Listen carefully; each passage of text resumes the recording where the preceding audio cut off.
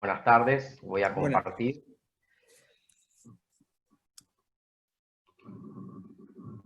Ahí calculo que lo están mirando, lo están viendo la sí, presentación. perfecto. Poné Así que pantalla bueno, grande. sí, ahora la... Bueno, muchas gracias en primer lugar a la CECAT y al CCT por la invitación a participar en este webinar. Y la idea entonces en estos minutos es contarles a ustedes el proyecto en el que estamos participando relacionado a evaluar a la ivermectina como una potencial herramienta contra COVID-19. Para ubicarnos un poquito en el tema, podríamos decir que esta pandemia, digamos que nos está haciendo sufrir a todos. En este contexto, la ciencia está corriendo una carrera en varias pistas a la vez.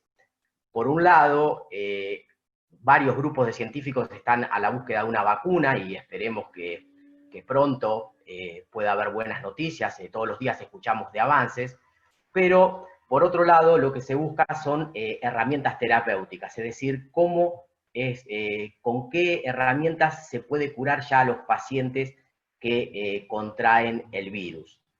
Dentro de estas herramientas terapéuticas han ido evaluando diferentes fármacos desde que empezó la pandemia hace algunos meses, y habrán escuchado ustedes, por ejemplo, de fármacos que ya de por sí tienen demostrada una actividad antiviral, por ejemplo, este nombre, el Remdesivir, que fue aprobado hace poco en Estados Unidos con algunos resultados variables, y también se han probado o se están evaluando plasma de pacientes convalecientes, que en estos últimos días en nuestro país ha tenido mucho auge y parece ser o podría ser una herramienta auspiciosa.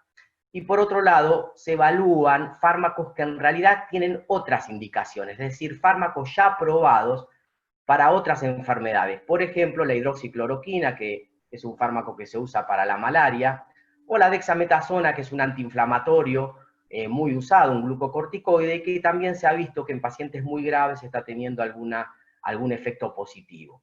Dentro de estos fármacos con otras indicaciones es que aparece la ivermectina. Entonces es importante para los que son de otras disciplinas en este tan interesante webinar que es multidisciplinario, es contarles qué es la ivermectina. Y la ivermectina es un fármaco antiparasitario que mata parásitos internos, es decir, que están adentro del organismo o que están afuera, como puede ser una garrapata o un ácaro de la sarna o un piojo. Y fue descubierta por este señor, un señor que es japonés, cuyo nombre es Satoshi Omura, en 1980, que descubrió este hongo al costado de una cancha de golf en Japón. Y el descubrimiento fue tan importante que al otro año se lanzó la ivermectina al mercado farmacéutico veterinario y se convirtió en la droga más vendida en la historia de la medicina veterinaria. Pocos años después, en 1987, ivermectina se introduce en lo que es la farmacoterapéutica, pero para personas, en humanos, y se usa inicialmente para tratar dos enfermedades específicamente parasitarias, como que se llaman oncocercosis y filariasis, principalmente en África y en Asia. La oncocercosis tiene estadios larvarios, o sea, juveniles del parásito, que se acantonan en el ojo y producen ceguera.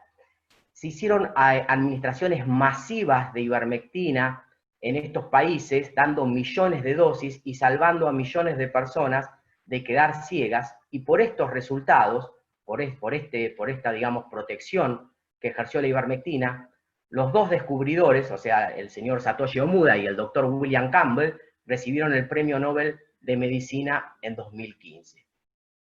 Ahora bien, nosotros, dentro de lo que es la salud animal, estamos trabajando con la ivermectina desde hace ya 25 años y hemos realizado una gran cantidad de trabajos generando información de base farmacológica, y aquí les traigo un trabajo que en realidad para nosotros es viejo ya porque fue publicado hace 20 años, que fue publicado, lo realizamos en realidad hace 22, 23 años, y en este trabajo nosotros caracterizamos en bovinos cómo la ivermectina tenía una gran distribución y llegaba a los sitios donde estaban los parásitos. Y acá les marco exclusivamente el pulmón. porque nosotros demostramos ya hace varios años entonces que la ivermectina llegaba en altas concentraciones al pulmón bovino, y ahora van a ver por qué este dato tomó tanta relevancia 20 años después. Ahora, ¿qué tiene que ver la ivermectina con el COVID? Esta historia empieza el viernes 3 de abril de este año, cuando aparece este manuscrito, este paper, de un grupo de virólogos australianos que publica su estudio hecho in vitro. Esto vale la pena aclarar, es un estudio hecho con técnicas de laboratorio, con cultivos celulares, que demuestra que la ivermectina inhibe la replicación del virus SARS-CoV-2. Esto genera digamos, una revolución para todos los colegas que están relacionados al tema, que están relacionados al estudio de estos fármacos, y la pregunta que todos empezaron a hacerse es si la ivermectina entonces puede alcanzar una actividad antiviral in vivo, y si puede hacerlo o llegar a concentraciones como las que estos investigadores australianos utilizaron en sus estudios in vitro, que son concentraciones muy altas. Entonces, a partir de acá se desarrollaron varias respuestas desde el sistema científico. Las primeras respuestas que llegaron están relacionadas con grupos de farmacólogos de diversos lugares del mundo. Por ejemplo, este es un trabajo que salió en mayo ahora de este año en Estados Unidos, donde empezaron a realizar simulaciones, y con la información disponible ya de la ivermectina en humanos, porque como decíamos está aprobada en humanos, se podía predecir si se pueden alcanzar concentraciones muy altas en pulmón.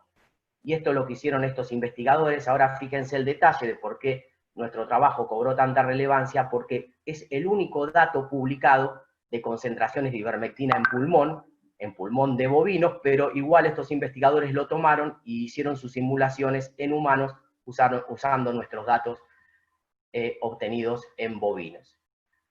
Ahora bien, nosotros, a partir de la aparición de esta información, teníamos el convencimiento, la convicción que la mejor manera o la única manera de probar si puede tener una actividad antiviral es realizando un ensayo clínico controlado en pacientes. Esto es un ensayo, una prueba muy compleja, y entonces a partir de eso se realizó un trabajo muy intenso para formar un grupo multidisciplinario. Se conformó un consorcio en el cual están participando estas instituciones, la Universidad de Salta, nuestro laboratorio, en el que específicamente estamos participando en este proyecto, el doctor Carlos Lanuse, el doctor Luis Álvarez, la doctora Laura Ceballos, y quien les habla, la Universidad Nacional de Quilmes, el Hospital Garrahan, el laboratorio de LEA, quien es el que, digamos, pone la formulación aprobada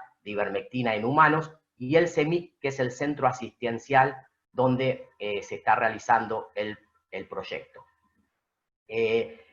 Este proyecto también se presentó al concurso de la agencia y salió seleccionado en el proyecto, en los concursos relacionados a COVID, y el objetivo que tenemos nosotros ahora con este ensayo, el primer ensayo de este proyecto, es evaluar si ivermectina puede resolver los síntomas de pacientes afectados por COVID, tener también o evaluar si hay efectos sobre lo que son indicadores de severidad, es decir, la relación que hay si los pacientes terminan en terapia intensiva o necesitan asistencia respiratoria mecánica. Obviamente evaluar que el esquema de dosificación de ivermectina sea seguro para los pacientes.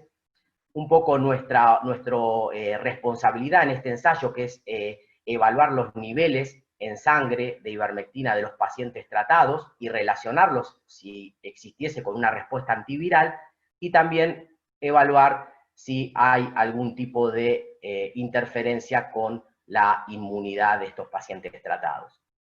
El ensayo, bueno, esto es un esquema complejo, pero lo vamos a simplificar. Esto es un ensayo entonces clínico controlado, donde los pacientes ingresan con consentimiento firmado. Los pacientes cuando ingresan al centro asistencial y vienen con síntomas, se les confirma que son positivos a COVID, y bueno, si tienen el consentimiento para ingresar al ensayo. Este ensayo tiene en una primera etapa el objetivo de enrolar 45 pacientes, 30 conformarán el grupo tratado y 15 son los que reciben tratamiento de sostén, pero no recibirán ivermectina. El esquema de tratamiento son 5 días seguidos de ivermectina, y durante esos 5 días se toman diferentes muestras para hacer un seguimiento desde medición de carga viral, serología, y como les decía, nuestra responsabilidad es la medición de las concentraciones de ivermectina en sangre. Esto se sigue durante varios días y terminaría a los 30 días donde se le hace la serología al paciente. En lo que respecta a nuestra responsabilidad en el laboratorio, bueno, de farmacología, de la Facultad de Veterinaria y del CIBETAN, nosotros hacemos el monitoreo terapéutico y realizamos entonces, o recibimos las muestras de plasma, y lo que hacemos es la medición de ivermectina en sangre en los días que son tratados los pacientes y después, 2 días después que terminó el tratamiento, para medir cómo es la declinación de la droga en la sangre. Ya voy terminando porque me estoy pasando de tiempo. La medición se realiza a través de una metodología compleja, que por suerte tenemos el equipamiento en el laboratorio. Es la cromatografía líquida de alta performance. Este sería una muestra, por ejemplo, de plasma que es negativa, que no tiene ivermectina, se ve plano, y cuando tiene ivermectina se ve un pico, que de acuerdo al tamaño de ese pico es proporcional a la concentración de ivermectina en sangre. Podemos entonces decir al día de hoy que se logró lanzar el ensayo clínico controlado, se logró la aprobación de los comités de ética y del ANMAT, y al día de hoy el ensayo se encuentra en marcha y se encuentran ya enrolados un buen número de pacientes. Y por otro lado, en lo que respecta a nuestra responsabilidad en el ensayo, estamos viendo que el nivel de dosificación elegido asegura un alto nivel de exposición de los pacientes, es decir, que tienen concentraciones importantes de ivermectina, con lo cual nos da un optimismo moderado, esperando a ver cómo son los resultados respecto a la eficacia antiviral. Para terminar, decirles que ensayos de este tipo se están haciendo varios en diferentes lugares del mundo. Los más grandes hay uno en Estados Unidos, uno en España y uno en Israel, que empezó hace unos pocos días, y la diferencia es que nuestro esquema de dosificación sería un esquema de dosificación un poco más intenso, es decir, que por eso tenemos un moderado optimismo de que si existiese algún efecto antiviral, lo deberíamos detectar con este tipo de ensayo. Así que bueno, agradezco la atención de todos ustedes y quedo abierto a las preguntas.